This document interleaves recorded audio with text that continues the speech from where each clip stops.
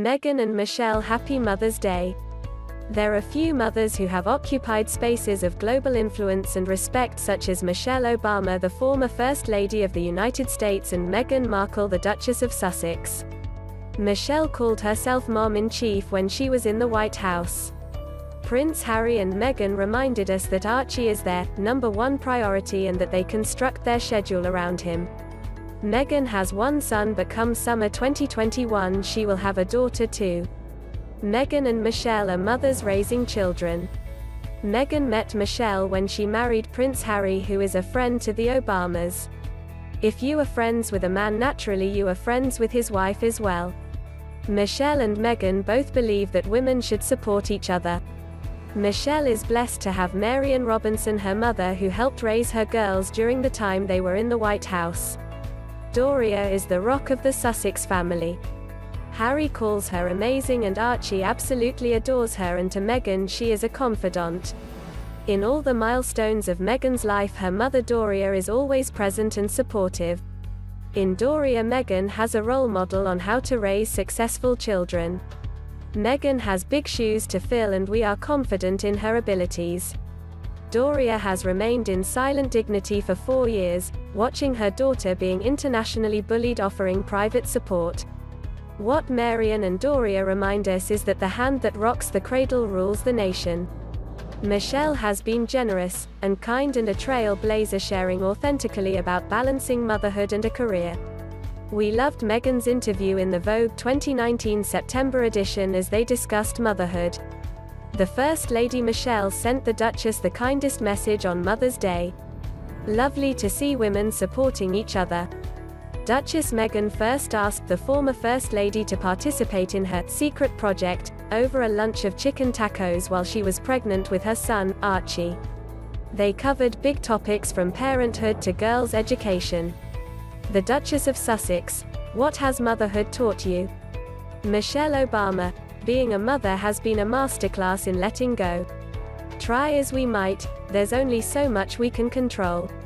Motherhood has taught me that, most of the time, my job is to give them the space to explore and develop into the people they want to be. Not who I want them to be or who I wish I was at that age, but who they are, deep inside. Motherhood has also taught me that my job is not to bulldoze a path for them in an effort to eliminate all possible adversity. But instead, I need to be a safe and consistent place for them to land when they inevitably fail, and to show them, again and again, how to get up on their own. What advice do you give your daughters? Don't just check the boxes you think you're supposed to check, like I did when I was their age. I tell them that I hope they'll keep trying on new experiences until they find what feels right. And what felt right yesterday might not necessarily feel right today. That's okay. It's good, even. When I was in college, I thought I wanted to be a lawyer because it sounded like a job for good, respectable people. It took me a few years to listen to my intuition and find a path that fit better for who I was, inside and out. Becoming who we are is an ongoing process, and thank God, because where's the fun in waking up one day and deciding there's nowhere left to go? That's something I wish I'd recognized a little earlier. As a younger woman, I spent too much time worrying that I wasn't achieving enough, or I was straying too far from what I thought was the prescribed path. What I hope my daughters will realize a little earlier is that there is no prescribed path, that it's okay to swerve, and that the confidence they need to recognize that will come with time.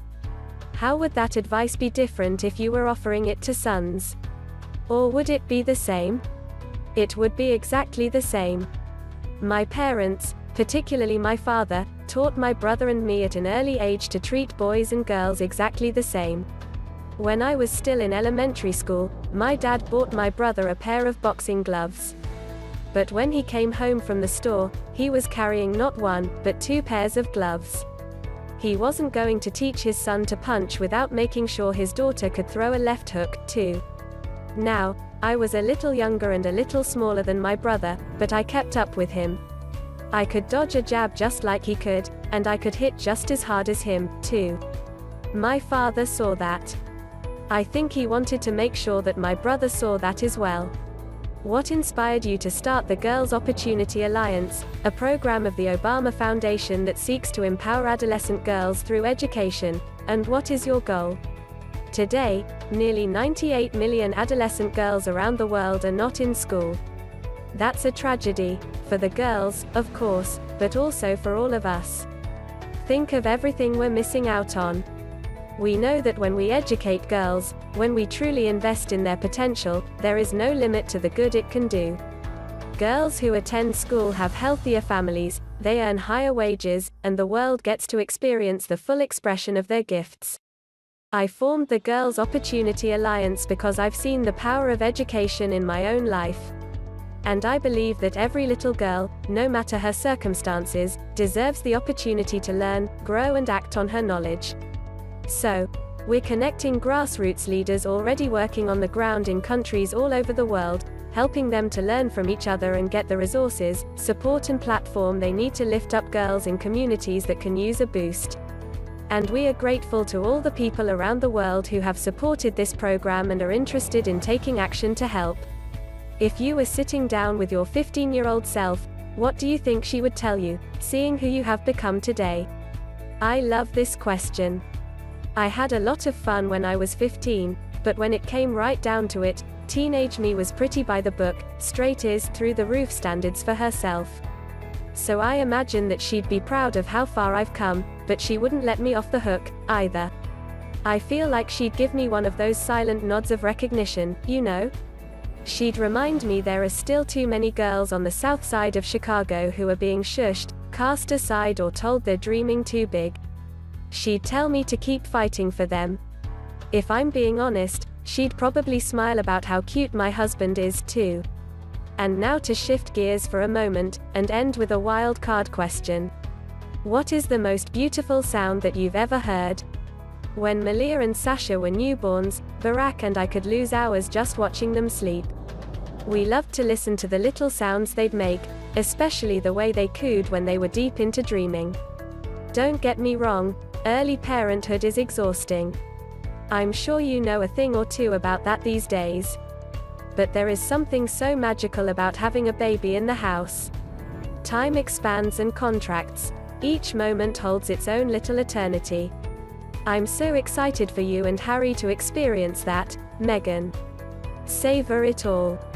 To all the wonderful mamas Marian, Doria, Michelle, Meghan and every mother who has sacrificed so much so that their children can thrive and self-optimize, happy Mother's Day.